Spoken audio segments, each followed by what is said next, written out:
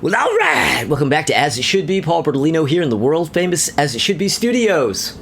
Yeah, and well, today I'm doing a very special track versus track. Well, of course, I'm doing two classics.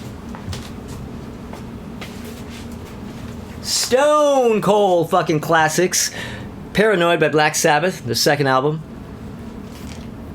And obviously the fourth album, Volume 4. Yeah, these two great records. Now, this is sort of me... I'm way overdue to do an Ozzy video, you know? It's kind of been the elephant in the room lately, and I have not addressed it on videos, have I? Let me put these back. Yeah, okay, so... Yeah, so usually people with these track versus tracks, I get right in it. Well, this particular one, you know, again, this is a very special track versus track, so I'm going to be babbling a little bit before I actually get to the battle here, because Ozzy. And, I mean, of course, I'm Monday morning quarterbacking this video. You think, oh, well, now he does a Black Sabbath track versus track, now that Ozzy's dead, and now everybody's talking about Ozzy. Well, yeah, you're not wrong, but to be fair, I've actually really been wanting to do a Black Sabbath track versus track for the longest time. I've had the worst time trying to figure out which albums to put against each other. It's been really tough because the Black Sabbath albums are kind of weird in that way, because every single one of them has at least one, and in many cases a couple of instrumentals, and sometimes stuff that I you know, like Orchid from Master of Reality.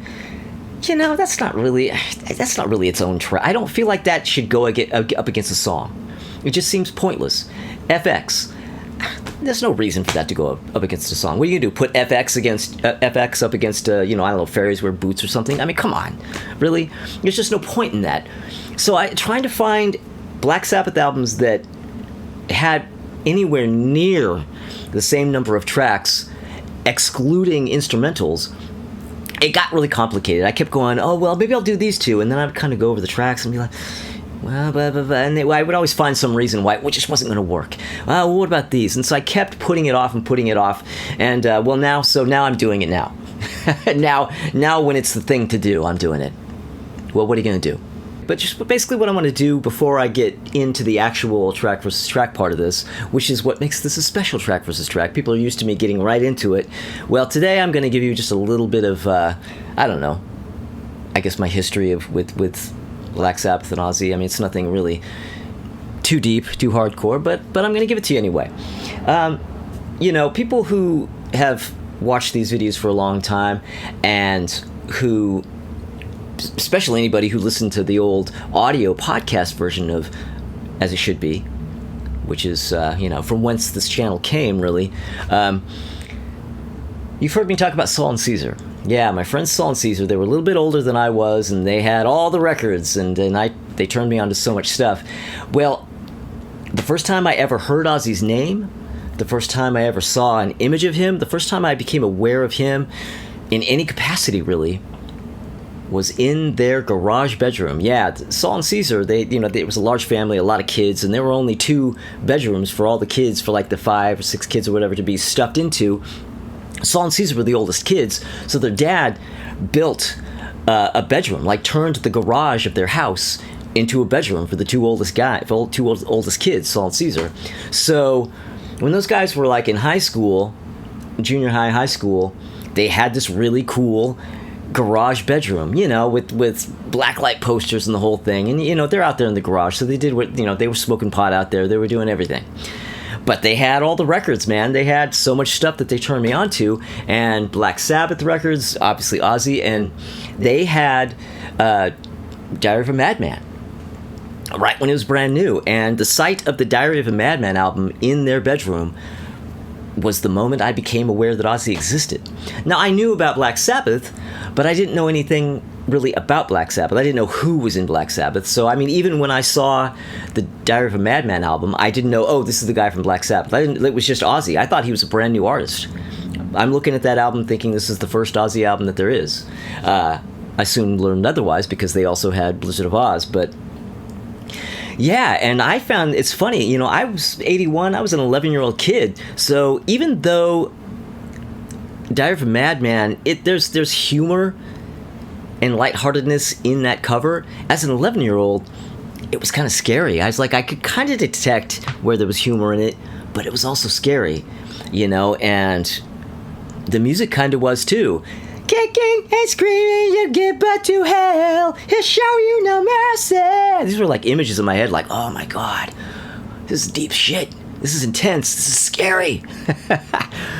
And yeah, so that's how I became aware of Ozzy. But I'll tell you what, I never became a huge Ozzy solo fan. I really never did. I was always just a Black Sabbath guy.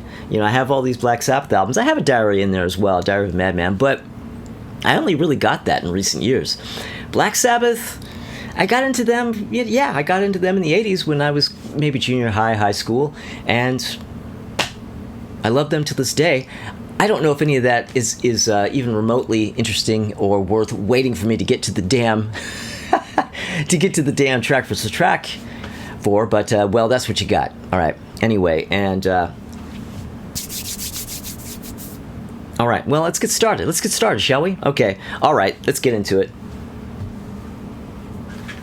Get my tally sheet going here. So we're doing Paranoid. All right. Versus Vol 4. Okay. Let's put those here. Okay.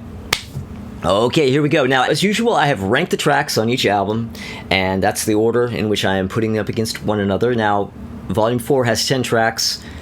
Paranoid only has 8, but that's the way the ball bounces there, doesn't it? Okay, so that means that numbers 9 and 10 on Volume 4 won't be going against anything. They're just going to be ranked. Okay, so coming in number 10 on Volume 4, FX. Are you shocked? Are you stunned? Of course I have FX at the bottom. I mean, it's not even, it's whatever. I mean, it's not a song. It's hardly even a track. What's it, like 28 seconds long? So number 9. Coming in number 9 on Volume 4 is Laguna Sunrise, which is also an instrumental, but it's actually a legitimate track. You know what I mean? FX is, like I said, it's 28 seconds of just stuff. Laguna Sunrise is a genuinely, like, it's a complete track. It's a fully composed instrumental track. And it's great and everything, but, in the end, I'm not going to put it above any of the songs that I have listed above it on the album. So now we actually get to the competition here. We're going to get to the actual track versus track. So coming in number 8 on Paranoid, what I have at the bottom on Paranoid, Planet Caravan. Okay, Planet Caravan, Planet Caravan's fine. There isn't a single track I dislike on Paranoid. Planet Caravan is just, it's just kind of the obvious bottom choice. It's kind of weird and really, really mellow and kind of psychedelic. And Ozzy's voice it sounds like it's put through like a Leslie speaker or something. It's kind of cool. It's actually kind of a cool track, but yeah, I mean, it's my least favorite. That goes up against what I have at number 8 on Volume 4, which is Changes. Now, Changes, I used to hate Changes. When I was a lot younger, that one would come up and I'd be like, the fuck is going on here? Really, guys? You guys? I thought they were kidding. I just thought, did the drugs wear off or some shit? What are you guys doing? I thought it was terrible. But as I got older, I got to like it a bit more. But one thing that really put this track over the top for me is the Charles Bradley version. Charles Bradley, yeah, he, the soul singer who died a few years ago from Daptone, put out 3 albums, and his final album was actually called Changes, and on that album, he did a cover of Changes that fucking kills. It smokes. It's incredible. That is, to me, the definitive version of that damn song. Kind of like how Hendrix claimed all along the Watchtower as his own, like, sorry, Dylan. That's what Charles Bradley did with Changes, as far as I'm concerned. But the byproduct of that is that I like the Black Sabbath version of Changes that much more now, because I just love the song more now, just because, yeah, Charles Bradley. And watch the video for Charles Bradley doing that shit. Fucking incredible. Anyway, what do I prefer? Planet Caravan or Changes?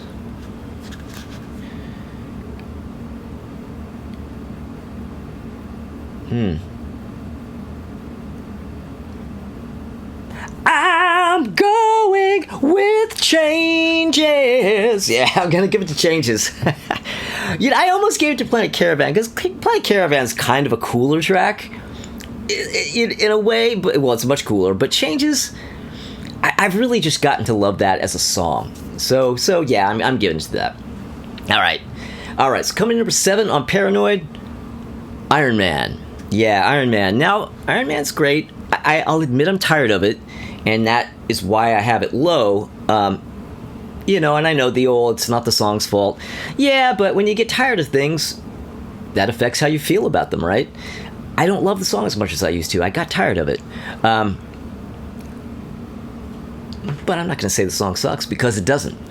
But anyway, I'm going to put that up against what I have at number 7 on Volume 4, which is St. Vitus Dance. Yeah, St. Vitus Dance. I mean, that track for me is kind of mid for this album.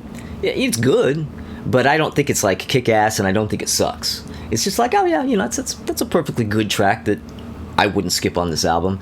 It's okay. And yeah, so I may have ranked Iron Man crazy low on this list, but I'm still going with that. Yeah, I'm going to put that on Paranoid.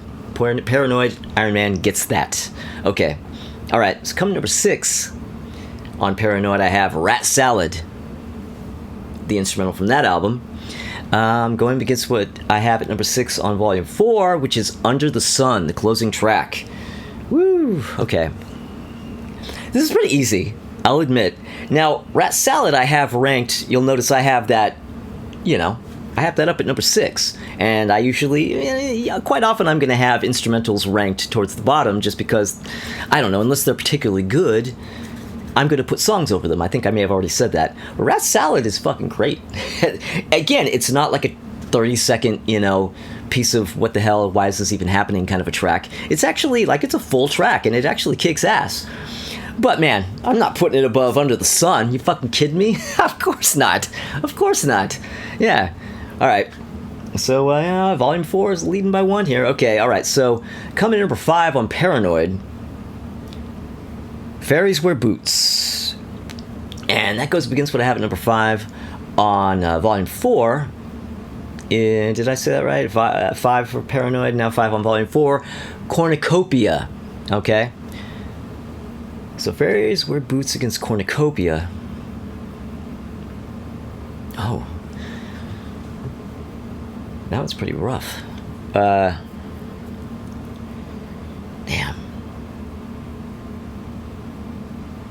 Yeah, see, the thing is okay, now, this is what I'm facing with this, with just thinking about these songs, is that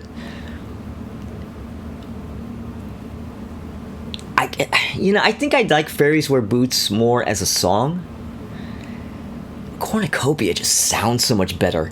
You know what I mean? If Fairies Wear Boots, like the first couple of Sabbath albums have like a really thin sound to them. You don't really hear Geezer that much. Like the bass isn't really that present, and they're kind of thin and a little high-endy. By the time you're at Volume 4, Geezer's fucking like in your face. Like that record has some beef to it. And Cornucopia just sounds so damn fucking good and just so heavy. But in the end, I have to give it to Fairies Wear Boots because I just think it's a better song. But, it's catchier and it's just a fucking classic. But man, I'll admit that is a little bit of a... But yeah, so Fairies Wear Boots. Okay, so coming number 4 on Paranoid, I have Hand of Doom. And Hand of Doom goes up against what I have at number 4 on Volume 4, which is Supernaut. Yeah. Ooh, Supernaut against Hand of Doom.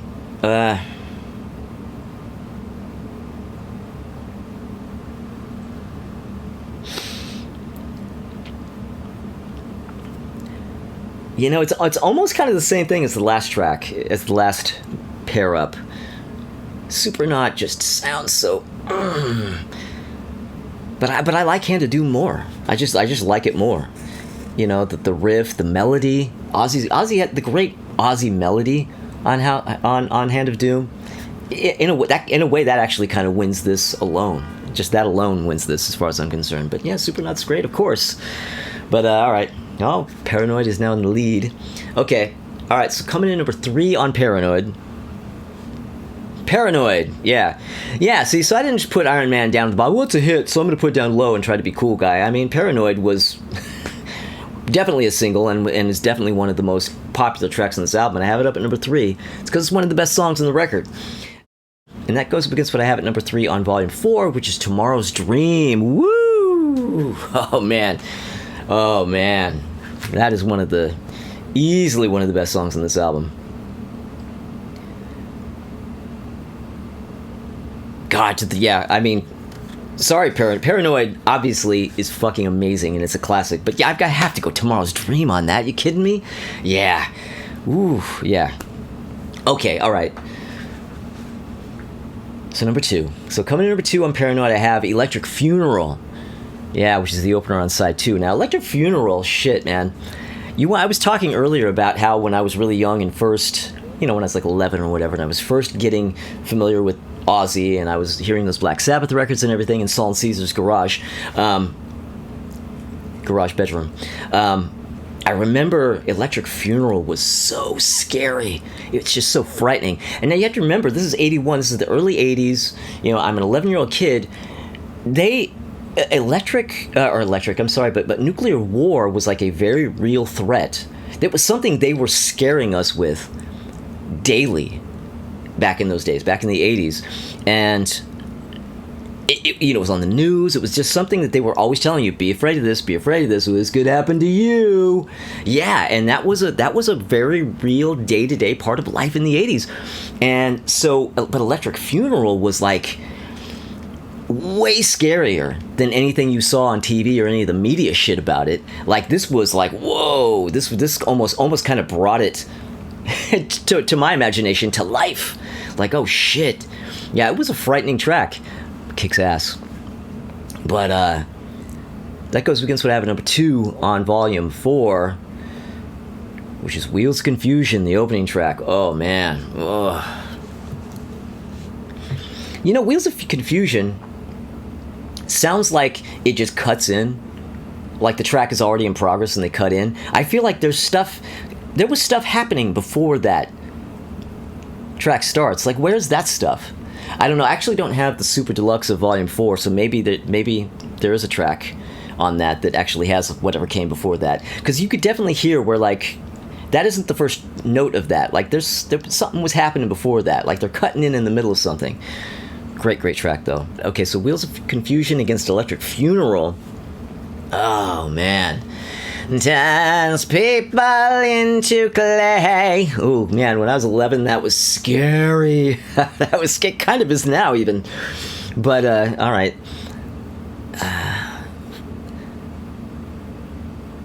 Ooh, this is a tough one. God. Wheels of Confusion against...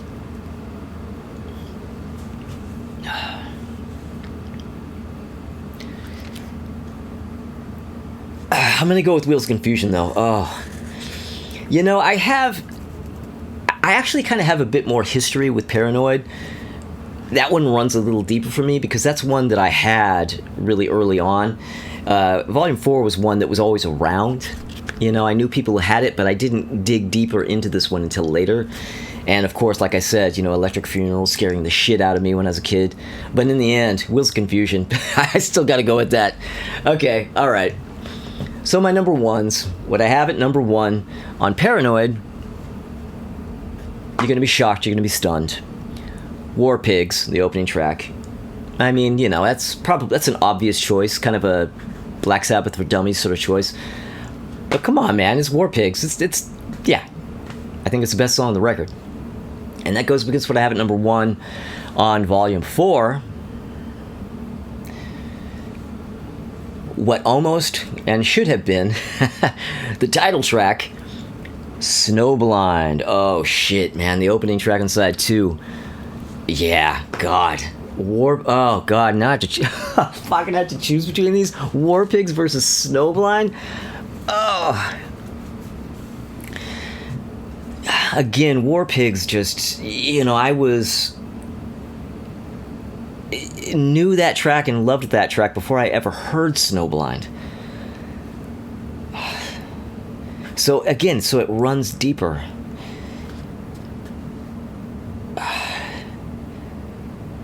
Fuck, man, I gotta give it to Snowblind though, man. Snowblind is better. I just think it's better. And obviously, I mean, War Pigs, but yeah. Yeah, man, I have to give it to Snowblind. Okay, well, alright, well, here you go. So, because Volume 4 has 10 tracks and Paranoid has only 8, that means the numbers I'm going to give you are based on 8 versus 8. So, Paranoid gets 3, Volume 4 gets 5, and there you go. Yeah. So, Volume 4 won. That's how badass Volume 4 is. I mean, like I said, I have a deeper, earlier relationship with Paranoid. Black Sabbath, but Volume 4 still kicked its ass, didn't it? All right. There you go. There you go. All right. All right. Well, thank you for watching, and thank you for subscribing. If you have, if you haven't, maybe subscribe and click the little bell for notifications. Special shout out, especially in this video, to Ralph Vieira of the Almost Human channel. He's the one who, you know, pretty much gave me the idea for Track versus Tracks. I saw him doing it before I was doing it, that's for damn sure, and he was cool about me stealing his idea, and I salute him. And obviously a big RIP to Ozzy. What a... You know, I knew... You know, we all kind of saw it coming. We all knew... you could kind of... Yeah, you knew he was going to die soon. I didn't realize he was going to die, like, within a week or two of the show. And that's the crazy thing about this. He went out in the most perfect way. Didn't he? Perfect. He wanted to have this big last show with a bunch of his friends and paying tribute and playing with the original Black Sabbath with Bill Ward. And you're thinking, oh my God, is this going to be an absolute train wreck? Oh shit.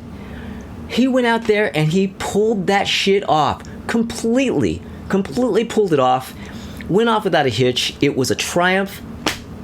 Went home and fucking said, I'm done. I did it. I did everything I set out to do. My work here is done. And he said, bye, and that's it. You know what, Ozzy? I salute you. That's fucking perfect. You did this perfectly. Perfectly. Yeah, all right, so that's, yeah. All right. Oh, yeah. Before I go, I do want to say, come back on Thursday, because Crystal Durant and Tommy Von Voort are going to be back here in the world-famous As It Should Be Studios, and we are going to be, what are we going to be doing this week? We're doing, our favorite album covers. Yeah. In the past, we have done album covers videos where it's like our favorite album covers on albums we don't like, and album covers we don't like on albums we like. Well, these are just our favorite album covers. And maybe even, I know for my list, it isn't necessarily like my absolute favorites. It's just a bunch of my favorites, because there's so many great album covers out there, and I know that there are album covers that I missed from my list. So I don't want to say the list is definitive, but it's album covers that we absolutely love. So that's going to be fun. Maybe come back and check that out. Maybe I'll see you then. All right. Thanks for watching. Bye.